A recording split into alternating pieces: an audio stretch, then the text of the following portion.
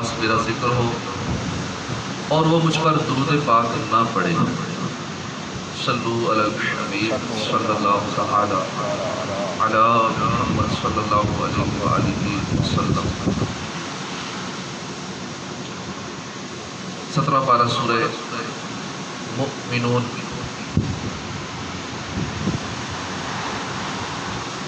انشاءاللہ اختتام ہو جائے گا، اس کے بعد سورہ نور شروع ہوگی۔ اعوذ باللہ من الشیطان الرجیم، بسم اللہ الرحمن الرحیم۔ ومن يدع مع الله إلها آخر لا برهان له به فإنما حسابه عند ربه إنه لا يفلح الكافرون۔ وقل رب اغفر وارحم وأنت خير الراحمين۔ اللہ کے نام سے شروع، مہربان رحمت والا۔ ومن یدعو، اور جو عبادت کرے، یدعو عبادت کرے، مع اللہ اللہ کے ساتھ، الہا آخر دوسرے معبود کی، لا برہان لہو اس کے پاس کوئی دلیل نہیں، بھی اس کی، فإنما حسابہ اس کا حساب صرف عند ربہ اس کے رب کے پاس ہے۔ انہ بے شک لا یفلح فلا نہیں پائیں گے کافرون کفر کرنے والے۔ وقل رب اغفر، اور تم کہو اے میرے رب بخش دے، وارحم اور رحم فرما، وانت اور تو خیر الراحمین سب سے بہتر رحم فرمانے والا ہے۔ ترجمہ کنز العرفان۔ اور جو اللہ کے ساتھ کسی دوسرے معبود کی عبادت کرے جس کی اس کے پاس کوئی دلیل نہیں، تو اس کا حساب اس کے رب کے پاس ہی ہے، بے شک کافر فلاح نہیں پائیں گے۔ ارشاد فرمایا کہ جو اللہ تعالیٰ کے ساتھ کسی دوسرے معبود کی عبادت کرے جس کی عبادت کرنے پر اس کے پاس کوئی دلیل نہیں، تو اس کا حساب اس کے رب کے پاس ہی ہے اور وہی اسے اس عمل کی سزا دے گا۔ بے شک کافر حساب کی سختی اور عذاب سے چھٹکارا نہیں پائیں گے اور انہیں کوئی سعادت نصیب نہ ہوگی۔ وَقُلْ رَبِّ اغْفِرْ وَارْحَمْ وَأَنْتَ خَيْرُ الرَّاحِمِينَ، اور تم عرض کرو اے میرے رب بخش دے اور رحم فرما، اور تو سب سے بہتر رحم فرمانے والا ہے۔ اس آیت میں اللہ تعالیٰ نے اپنے حبیب صلی اللہ علیہ وآلہ وسلم کو استغفار کرنے کا حکم دیا تاکہ امت اس میں آپ کی پیروی کرے، اور بعض مفسرین فرماتے ہیں کہ اس آیت میں سید المرسلین صلی اللہ علیہ وآلہ وسلم کے واسطے سے آپ کی امت کو استغفار کرنے کا حکم دیا گیا ہے۔ حضور کے وسیلے سے، حضور کے واسطے سے آپ کی امت کو استغفار کرنے کا حکم دیا گیا۔ حضرت شداد بن اوس رضی اللہ عنہ سے مروی ہے، رسول اللہ صلی اللہ علیہ وآلہ وسلم نے ارشاد فرمایا، استغفار کا سردار یہ ہے کہ تم کہو اللہم انت ربی لا الہ الا انت خلقتنی وانا عبدک وانا علی عہدک ووعدک ما استطعت اعوذ بک من شر ما صنعت ابوء لک بنعمتک علی وابوء بذنبی فاغفر لی فانہ لا یغفر الذنوب الا انت، یعنی اے الہی تو میرا رب ہے، تیرے سوا کوئی معبود نہیں، تو نے مجھے پیدا کیا، میں تیرا بندہ ہوں اور اپنی طاقت کے مطابق تیرے عہد و پیمان پر قائم ہوں، میں اپنے کیے کے شر سے تیری پناہ مانگتا ہوں، تیری نعمت کا جو مجھ پر ہے اقرار کرتا ہوں، اور اپنے گناہوں کا اقراری مجھے بخش دے، تیرے سوا گناہ کوئی نہیں بخش سکتا۔ حضور اقدس صلی اللہ علیہ وسلم نے ارشاد فرمایا کہ جو یقینی قلبی کے ساتھ دن میں یہ کہہ لے پھر اسی دن شام سے پہلے مر جائے تو وہ جنتی۔ یہ 2-3 لائنوں کی دعا ہے، 2-2.5 لائنیں بنتی ہیں، یہ اگر یاد کر لی جائے اور یہ اگر صبح پڑھ لی جائے یقین قلبی کے ساتھ، تو تو شام سے پہلے اگر وہ مر جائے تو وہ جنتی ہے، اور جو یقینی دل کے ساتھ رات میں یہ کہہ لے اور پھر صبح سے پہلے مر جائے تو وہ جنتی ہے۔ تو اس لیے صبح شام یہ دعا ایک بار پڑھ لیں، چاہے دیکھ کر ہی پڑھ لیں جب تک زبانی یاد نہیں ہوتی۔ اس کے بعد سورہ نور کا آغاز ہوتا ہے، اور سورہ نور کے بارے میں آتا ہے کہ حدیث پاک میں ہے کہ اپنے مردوں کو سورہ مائدہ سکھاؤ، اپنی عورتوں کو سورہ نور کی تعلیم۔ تو عورتوں کے لیے اس سورت کو سیکھنا بہت فائدہ مند ہے، ضروری بھی ہے، گھر والوں کو سکھانا چاہیے۔ سورہ نور مدینہ منورہ میں نازل ہوئی، اس میں 9 رکوع ہیں، 64 آیتیں ہیں۔ اس سورت کی آیت نمبر 35 اور 40 میں بکثرت لفظ نور ذکر کیا گیا، اس مناسبت سے اسے سورہ نور کہتے ہیں۔ اور حضرت مجاہد فرماتے ہیں، جیسا کہ ہم نے سنا بھی، نبی کریم صلی اللہ علیہ وسلم کا فرمان ہے کہ اپنے مردوں کو سورہ مائدہ اور عورتوں کو سورہ نور کی تعلیم دو۔ لیکن ہمارے معاشرے میں اس طرف توجہ نہیں دی جاتی۔ اسلامی گھرانے ہیں ٹھیک ہے، وہ تو ایسا کرتے ہیں، لیکن عموماً اس طرف توجہ نہیں دی جاتی، اور صرف اپنے بچوں کو، خاص کر بچیوں کو، دنیاوی تعلیم ہی کی طرف مائل کیا جاتا ہے، جس کا رزلٹ اگر آپ کے سامنے اس وقت میڈیا پہ چل رہا ہے کہ 5500 کی نازیبا ویڈیوز منظر عام پر آ گئی، جو ایک بندے کے موبائل سے نکلی، اور نہ جانے اور کیا کیا ہو گئے تو سامنے آئی، جو نئی سامنے چیزیں آئیں وہ کتنی ہوں گی۔ اور پھر ہمارے کالجوں کا، یونیورسٹیوں کا جو حال ہے وہ آپ کے سامنے، پوری دنیا کی میڈیا پر پاکستان کی سیٹ ہو رہی ہے کہ یہاں کیا کیا ہو رہا ہے۔ تو یہ اسی کا نتیجہ ہے، دین سے دور ہوں گے تو یہ حالات ہوں گے۔ حالانکہ یہ مسلمانوں کی بچیاں ہیں۔ یونیورسٹی کون سی ہے؟ اسلامک یونیورسٹی، بہاولپور اسلامیہ یونیورسٹی۔ اسلامیہ یونیورسٹی کے حالات یہ ہیں، اس کی 5500 نازیبا ویڈیوز سامنے برآمد ہوئی، اور باقی جو یونیورسٹیز ہیں جو ہیں ہی ماڈرن، ان کے حالات کیا ہوں گے، اور اندر کی کہانیاں کیا کیا ہوں گی، اور کالجوں کے جو حالات ہیں وہ جو سامنے نہیں آ رہے وہ کیا کیا ہے، جو اندرونی معاملات ہیں۔ اللہ فرماتا عورتوں کو سورہ نور کی تعلیم دینا چاہیے۔ ٹھیک ہے، اس میں وہ بلیک میلنگ بھی کرتے ہیں، لیکن بلیک میلنگ کے علاوہ خود بھی تو کتنی انوالو ہوتی ہے جو ان کاموں میں، ایک اچھی خاصی پرسنٹیج ہے جو خود انوالو ہیں سارے معاملات میں۔ باقی ٹھیک ہے، کچھ ہیں جو بلیک میل ہو کے پھر پھنس جاتی ہیں اور پھر آگے بلیک میل ہی ہوتی رہتی ہے۔ اس لیے اپنے بچوں کی تربیت میں بڑی توجہ دینی چاہیے، بچوں اور بچیوں دونوں کی تربیت میں۔ اگر دین سے دوری ہوگی تو یہی حالات ہوں گے۔ حضرت ابو وائل فرماتے ہیں کہ میں نے اور میرے ایک ساتھی نے حج کیا، اور حضرت عبداللہ بن عباس بھی حج کر رہے تھے۔ ایک جگہ حضرت عبداللہ بن عباس سورہ نور پڑھنے لگے، اس کی تفسیر بیان کرنا شروع ہوئے تو میرے ساتھی نے کہا، اے اللہ تو ہر نقص و عیب سے پاک ہے، یہ شخص کتنا بہترین کلام کر رہا ہے، اگر اس کلام کو ترکی لوگ سن لیں تو وہ ایمان لے آئیں۔ اس صورت کا مرکزی مضمون یہ ہے کہ اس میں پردہ، شرم و حیا اور عفت و عصمت کے احکام بیان کیے گئے۔ اس لیے چونکہ یہ عورتوں سے متعلق ہے، عورتوں کا ٹاپک اس میں ہے، پردہ، شرم و حیا، عفت و عصمت وغیرہ کا بیان ہے۔ اس صورت کی ابتدا میں زنا کرنے والے مردوں اور عورتوں کی شرعی سزا بیان کی گئی۔ اب یہ سزا ذہن میں ہوگی تو بدکاری کرتے ہوئے سوچیں گے ٹھیک ہے چند لمحوں کی لذت ہے، لیکن سزا کتنی خطرناک ہے۔ نیز مشرکہ عورتوں اور زانیہ عورت سے نکاح حرام قرار دے دیا گیا، البتہ بعد میں زانیہ عورت سے نکاح کی حرمت منسوخ کر دی گئی اور مشرکہ عورت سے حرمت نکاح کی باقی رکھی گئی۔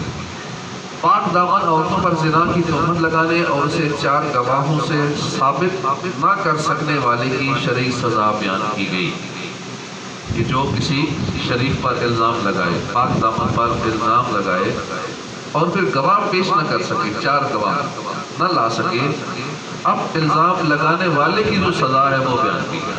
ہمارے یہاں تو جس کا دل کرتا ہے الزام لگا دیتا ہے بغیر ثبوت کے، سنی سنائی بات پر، یہی بڑی کا دھیان رکھنا چاہیے۔ جب تک ثبوت نہ ہو تو ثبوت بھی 4 گواہ، اس کے بعد منہ سے بات نکالنی چاہیے، ورنہ سزا کے حقدار خود ٹھہریں۔ لعان کے احکام بیان کیے گئے۔ ام المؤمنین حضرت عائشہ صدیقہ رضی اللہ عنہا پر منافقین کی طرف سے لگائی جانے والی جھوٹی تہمت کا واقعہ بیان کیا گیا، اور جو مرد و عورت اس تہمت لگانے میں شریک تھا اسے 80 کوڑے مارنے کا حکم دیا گیا، اور اس معاملے میں چند مسلمانوں پر بھی عتاب کیا گیا۔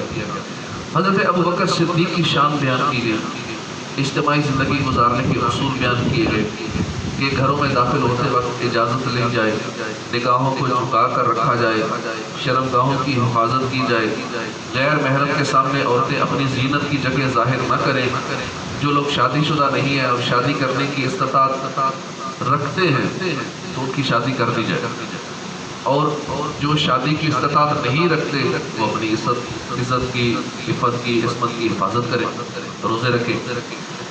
کفار کے اعمال کی مثال بیان کی گئی، اللہ تعالیٰ کی وجود اور وحدانیت پر دن اور رات کے پلٹنے سے، بارش نازل کرنے، زمین و آسمان کے پیدا کرنے، پوری کائنات کے اللہ کی بارگاہ میں جھکنے، پرندوں کی پرواز، عجیب و غریب قسم کے جانور اور کیڑے مکوڑے پیدا کرنے سے استدلال کیا گیا۔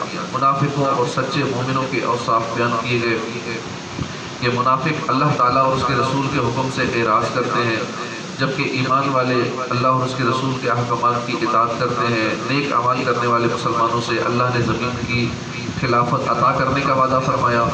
3 اوقات میں غلاموں اور بچوں کے گھروں میں داخل ہونے کے احکام بیان کیے گئے۔ معذور مسلمانوں سے جہاد کے حکم میں تخفیف کی گئی۔ قریبی رشتہ داروں اور دوستوں کے گھروں سے اجازت کے بغیر کھانے کا حکم بیان کیا گیا۔ بارگاہ رسالت کے آداب بیان کیے گئے۔ سورہ نور کی اپنے سے ماقبل سورت مؤمنون کے ساتھ مناسبت یہ ہے کہ سورہ مؤمنون میں ایمان والوں کا ایک وصف بیان کیا گیا کہ وہ اپنی شرمگاہوں کی حفاظت کرتے ہیں، اور سورہ نور میں ان لوگوں کے احکام بیان کیے گئے جو اپنی شرمگاہوں کی حفاظت نہیں کرتے۔ سورہ مومنون میں صالحین کے اوصاف بیان کیے گئے ہیں، جبکہ سورہ نور میں فاسقین کے اعمال بیان کیے گئے ہیں۔ اس لیے یہ سورت خود بھی اسے سیکھی، اور خصوصاً گھر کی خواتین کو تو یہ سورت ضرور ہی سکھانی چاہیے۔ اس کی پہلی آیت ہے سورۃ انزلناها وفرضناها وانزلنا فیہا آیات بینات لعلکم تذکرون۔ سورۃ، یہ ایک سورت ہے، انزلناها، ہم نے اسے نازل کیا، وفرضناها، اور اس کے احکام فرض کیے، وانزلنا، اور نازل کی، فیہا، اس میں، آیات بینات، روشن آیتیں، لعلکم، تاکہ تم تذکرون، نصیحت حاصل کرو۔ الزانیۃ والزانی، زنا کرنے والی عورت، والزانی، زنا کرنے والا مرد، فجلدو، تو تم کوڑے مارو، کل واحد، ہر ایک کو، منہما، ان دونوں میں سے، مئات جلدہ، 100 کوڑے، ولا تاخذوا، اور نہ پکڑے تمہیں، نہ آئے تمہیں ان دونوں پر، بہما، ان دونوں پر، رأفہ، کوئی ترس نہ آئے، ان کو کوڑے مارو اور کوڑے مارتے ہوئے ترس بھی نہ آئے، فی دین اللہ، اللہ کے دین، ان کنتم تؤمنون، اگر تم ایمان رکھتے ہو، باللہ والیوم الآخر، اللہ اور آخرت کے دن پر، ولیشہد، اور چاہیے کہ موجود ہو، عذابہما، ان کی سزا کے وقت، طائفۃ، ایک گروہ، من المؤمنین، ایمان والوں میں سے ایک گروہ وہاں موجود ہو جب انہیں سزا دو۔ اب جن ملکوں میں اس طرح کی اسلامی سزائیں موجود ہیں، چوری کرنے پر ہاتھ کاٹے جاتے ہیں، زنا کرنے پر کوڑے مارے جاتے ہیں، تو وہاں پہ جرائم کی شرح بھی کم ہے، اور وہاں چوری کرتے ہوئے یا کوئی چیز اٹھاتے ہوئے نا پہلے 100 بار بندہ سوچتا ہے، اس کی سزا اس کے ذہن میں آ جاتی ہے کہ میں یہ کسی کا پرس اٹھا رہا ہوں، سونا اٹھا رہا ہوں، تو اس کے بدلے میں ہاتھ کاٹے جائیں گے۔ پنڈی کی خاتون تھی، اس نے غلطی سے کسی کا پرس اٹھایا، یا جس طرح جس نیت سے بھی کوئی چیز اٹھائی، تو اس کے ہاتھ کاٹے انہوں نے۔ 3 ماہ ٹرائل چلتا رہا، پارٹی چونکہ مضبوط تھی، انہوں نے لاکھوں ریال کی آفر کی، کروڑوں روپیہ بنتا پاکستانی کہ ہماری عورت کے ہاتھ نہ کاٹے جائے، اور ان کی ملے پنڈی میں ہے، اور بڑی مضبوط پارٹی ہے۔ حکومتی اپروچ بھی لڑائی اور بھی ہر حوالے سے کوشش کی، مال کی آفر کی، لیکن قانون سخت، قانون پہ عمل ہوتا ہے۔ ہمارے یہاں تو نیچے سے معاملہ رفع دفع ہو جاتا ہے۔ 5500 ویڈیوز کا معاملہ آیا اور کل عدالت سے کہا جی کچھ نہیں ہو، معاملے کیس کرو کی مدد دیا گیا کسی اور طرف، یہاں سب چلتا ہے۔ لیکن جن ملکوں میں رول آف لا ہوتا ہے وہاں پہ جرائم بھی کم ہوتے ہیں. چوری کی سزا ہاتھ کاٹنا ہے تو وہ ہاتھ کاٹتے ہیں، اس میں نہ مال چلتا ہے نہ کوئی اور سورس چلتا ہے. اسی طرح بدکاری کی سزا کوڑے مارنا، جہاں یہ رول نافذ ہوتا ہے وہاں پہ لوگ ڈرتے ہیں، اور وہاں پہ رات کو بھی خواتین سفر کر رہی ہوتی ہیں. ٹیکسی والے کے ساتھ کہیں جانا ہے، رات 12 بجے 1 بجے 2 بجے کہیں سفر کرنا ہے تو کوئی ڈر نہیں ہے یہ گڑبڑ کرے گا. اور اسی طرح لوگ خود بھی ڈرتے ہیں، مرد بھی ڈرتے ہیں، اسے پتہ ہے اگر گڑبڑ کی تو پھر یہ سزا ہوگی. دنیا کی سزاؤں سے ہم اتنا ڈرتے ہیں، آخرت کی سزا اگر ذہن میں ہو، اللہ کا خوف ذہن میں ہو کہ یہ گناہ کروں گا تو یہ سزا ملے گی، یہ گناہ کروں گا تو اس کے بدلے میں جہنم میں یہ سزا ملے گی، خوف خدا ذہن میں بیٹھ جائے تو سارے گناہ بندہ ان سے بچ جائے، اپنے آپ کو بچا سکے. اللہ پاک ہمیں گناہوں سے محفوظ فرمائے، اپنا خوف عطا فرمائے. دنیا کے خوف سے تو گناہ چھوڑ دیتے ہیں، آخرت کے خوف سے، اللہ کے خوف سے گناہ نہیں چھوڑتے. سورۃ انزلناہا وفرضناہا، یہ صورت ہے کہ ہم نے اتاری، نازل فرمائی، اور ہم نے اس کے احکام فرض کیے، اور ہم نے اس میں روشن آیتیں نازل فرمائی تاکہ تم نصیحت حاصل کرو. سورہ نور کی ابتدا میں اللہ نے حدود اور مختلف احکام بیان فرمائے، جبکہ اس سورت کے آخر میں توحید کے دلائل ذکر فرمائے، اور اس آیت میں بیان فرمایا کہ یہ ایک سورت ہے جو ہم نے نازل فرمائی، اور ہم نے اس میں موجود احکام کو مسلمانوں پر فرض کیے اور ان پر عمل کرنا بندوں پر لازم کیا، اور ہم نے اس میں ضروری احکام اور اپنی وحدانیت کے دلائل پر مشتمل روشن آیتیں نازل فرمائی تاکہ تم نصیحت حاصل کرو. الزانیت، اور جو عورت بدکار ہو، والزانی، اور جو مرد، ان میں سے ہر ایک کو 100 کوڑے مارو. اور اگر تم اللہ اور آخرت کے دن پر ایمان رکھتے ہو تو تمہیں اللہ کے دین میں ان پر کوئی ترس نہ آئے، اور چاہیے کہ ان کی سزا کے وقت مسلمانوں کا ایک گروہ موجود ہو، کیونکہ سب کے سامنے جب سزا دی جائے گی تو باقیوں کو عبرت حاصل ہوگی. چوک میں لٹکایا جائے گا تو باقی پھر اس گناہ سے آئندہ کے لیے بچ جائیں گے کہ یہ گناہ نہیں کرنا، یہ جرم نہیں کرنا. تو اس آیت سے اللہ تعالیٰ نے حدود اور احکام کا بیان شروع فرمایا. سب سے پہلے زنا کی حد بیان فرمائی اور حکام سے خطاب فرمایا کہ جس مرد یا عورت سے زنا سرزد ہو تو اس کی حد یہ ہے کہ اسے 100 کوڑے مارے، 100 کوڑے اسے لگاؤ. یاد رہے کہ حد ایک قسم کی سزا ہے جس کی مقدار شریعت کی جانب سے مقرر ہے، اس میں کمی بیشی نہیں ہو سکتی کہ 99 مار دی جائے، 99 مار دی جائے، یا ایک فالتو مار دیا جائے. 100 ہے تو 100 ہی مار دیں، یہ ایک سزا ہے. اور اس آیت میں بیان کی گئی زنا کی حد آزاد غیر محسن کی ہے، کیونکہ آزاد غیر محسن کا حکم یہ ہے کہ اسے رجم کیا جائے، جیسے کہ حدیث پاک میں کہ حضرت ماعز رضی اللہ عنہ کو نبی کریم صلی اللہ علیہ وسلم کے حکم سے رجم کیا گیا. محسن وہ آزاد مسلمان ہے جو مکلف ہو اور نکاح صحیح کے ساتھ خواہ ایک ہی مرتبہ اپنی بیوی سے صحبت کر چکا ہو. ایسے شخص سے زنا ثابت ہو تو اسے رجم کیا جائے گا.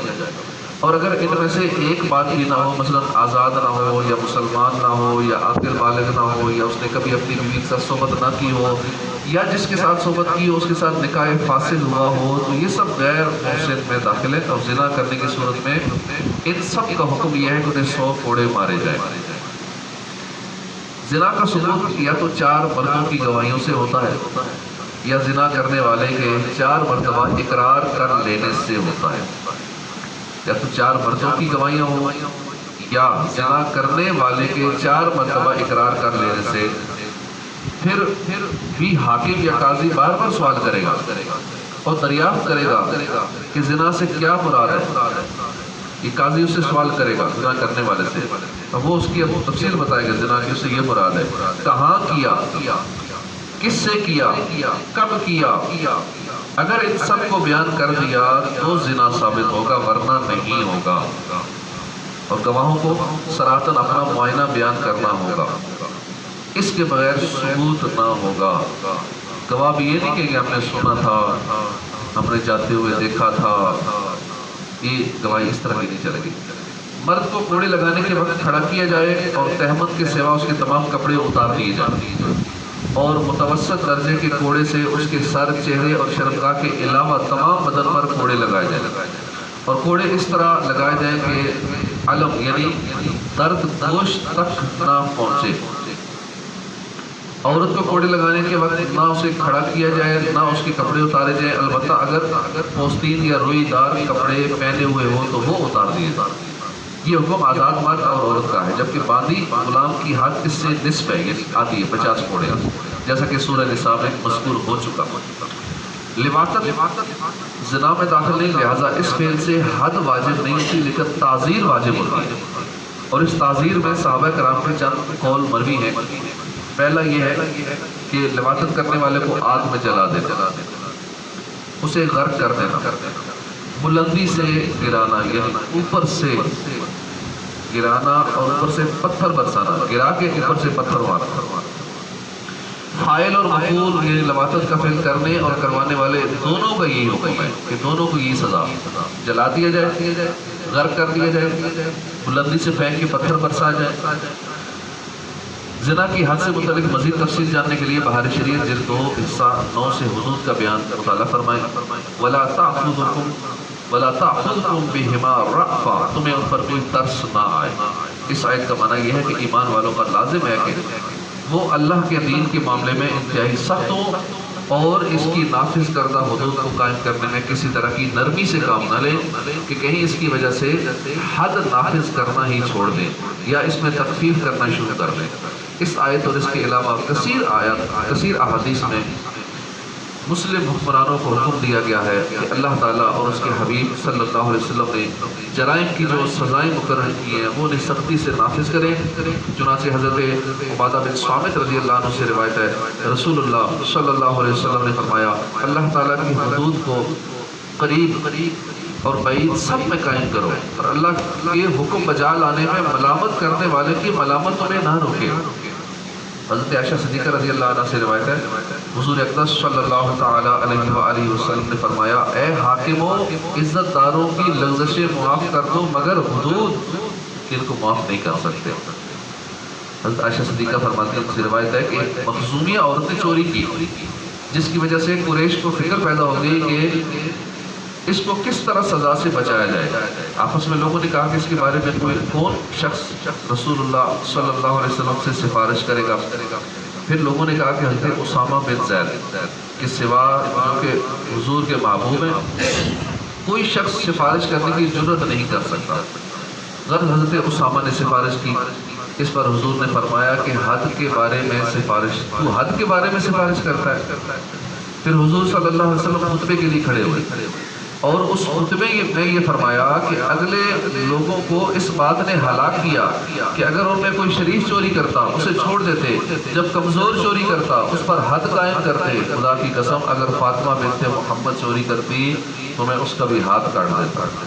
اس آیت اور روایت سے اقتدار کی مسندوں پر فائز ان مسلمانوں کو نصیحت حاصل کرنی چاہیے کہ جو اللہ کی حدوں کو قائم کرنے کی بجائے الٹا ان میں تبدیلیاں کرنے کی کوشش میں مصروف رہتے ہیں اور اپنی اولاد کو بچاتے ہیں۔ اسکینڈل کو ثابت بھی ہو جائے تو اپنی اس پاور کی وجہ سے، عہدے کی وجہ سے خود کو اور اپنی اولاد کو اور اپنے قریبیوں کو بچاتے ہیں کہ جو ان کی ویڈیوز نکلی ہیں بیچ میں یا یہ اس میں منشیات میں درس میں انوال نکلے، اس کے ثبوت نکلے، اس کو ختم کر دیے جائے، بس اس میں لگے رہتے ہیں۔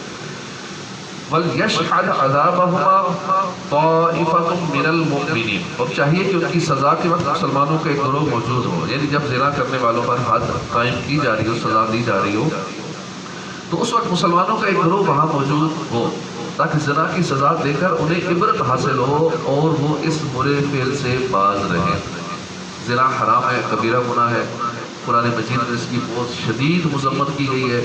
چنانچہ اللہ پاک نے فرمایا وَلَا تَقْرَبُوا الزِّنَا إِنَّهُ كَانَ فَاحِشًا وَسَاءَ سَبِيلًا، اور بدکاری کے پاس نہ جاؤ، بے شک وہ بے حیائی ہے اور بہت ہی برا راستہ ہے۔ اور فرمایا اور وہ جو اللہ کے ساتھ کسی دوسرے معبود کی عبادت نہیں کرتے اور جان کو ناحق قتل نہیں کرتے جسے اللہ نے حرام فرمایا ہے اور بدکاری نہیں کرتے، اور جو یہ کام کرے گا وہ سزا پائے گا، اس کے لیے قیامت کے دن عذاب بڑھا دیا جائے گا اور ہمیشہ اس میں ذلت سے رہے گا۔ اسی طرح احادیث مبارکہ میں اس کی مذمت بیان کی گئی ہے۔ حضور نے فرمایا جب بندہ زنا کرتا ہے اس سے ایمان نکل جاتا ہے اور سر پر سائبان کی طرح ہو جاتا ہے، جب اس فعل سے جدا ہوتا ہے تو اس کی طرف ایمان لوٹ آتا ہے۔ حضور نے فرمایا جس قوم میں زنا ظاہر ہوگا وہ قحط میں گرفتار ہوگی، جس قوم میں رشوت کا ظہور ہوگا وہ روب میں گرفتار ہوگی۔ رسول اللہ صلی اللہ علیہ وسلم نے فرمایا جس بستی میں زنا اور سود ظاہر ہو جائے تو انہوں نے اپنے لیے اللہ کے عذاب کو حلال کر لیا۔